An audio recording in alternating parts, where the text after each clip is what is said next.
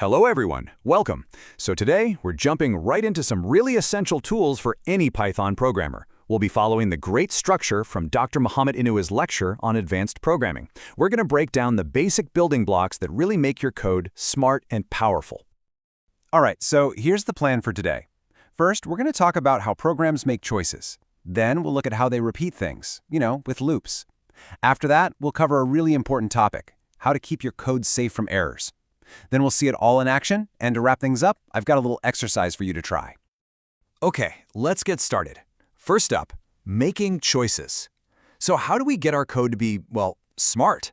How does it react differently depending on the situation? Well, the secret to that is something called control flow. Just think about it for a second. A basic calculator, it just does one thing, right? It follows the same instructions every single time. But a proper program, a useful program, it needs to be more flexible. It has to be able to react to different inputs, different situations. It needs a way to decide which path to take. And that's exactly where control flow comes into play. It's like a traffic director for your code. We use these simple words like if and else to tell the program, hey, if this thing is true, go this way. If it's not, go that way. It's all about directing the flow based on conditions. So you basically have two main ways to make a choice. The first is a simple if statement. This is like saying, do this, but only if this other thing is true. The second way is with if-else. This gives you two options. It's like, if this condition is met, do path A. Otherwise, do path B. You've got a choice between two different actions. Okay, let's look at a real example here. See this code? It's going through a list of cars. Now look closely at the if statement. It's checking one thing. Is this car a BMW? If the answer is yes, bam, it prints the name in all capital letters. For any other car, that's the else part, it just prints it with a normal capital letter at the start. See?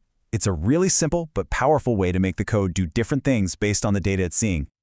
All right, so our code can make choices. That's great. But what about tasks you need to do again and again? I mean, you don't want to just copy and paste the same lines of code over and over, right? Of course not. That's where loops come in.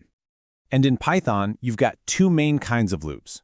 First, there's the for loop. This one is perfect when you have a list of things and you want to do something to every single item on that list. Then you have the while loop. Think of this one like it keeps running as long as a certain condition is true. The moment that condition becomes false, it stops. So, for example, look at this for loop. We've got a list of magicians. Instead of writing three separate print statements, we just write one inside the loop. And the loop takes care of the rest. It prints the message for Alice, then for David, then for Carolina. You write the code once, and it does all the hard work. So efficient. Now, the while loop is a bit different.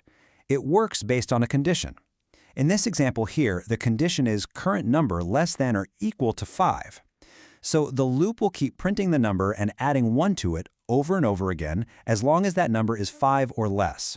The second it becomes 6, the condition is no longer true and the loop just stops. Simple as that.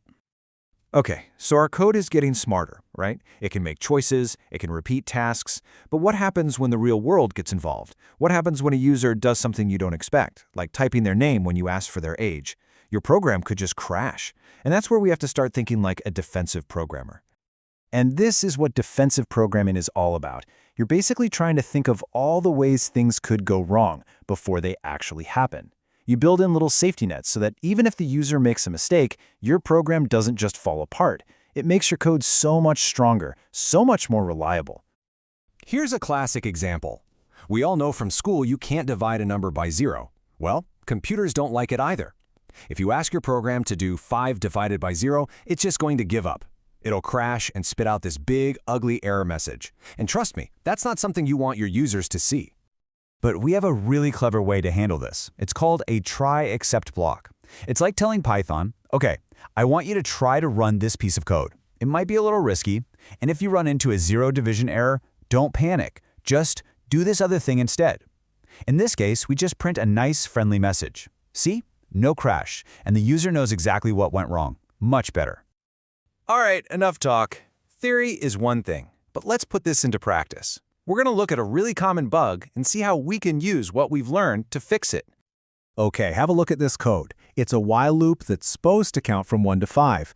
But there's a problem here, a bug. Can you see it? Why will this program just keep running forever and ever?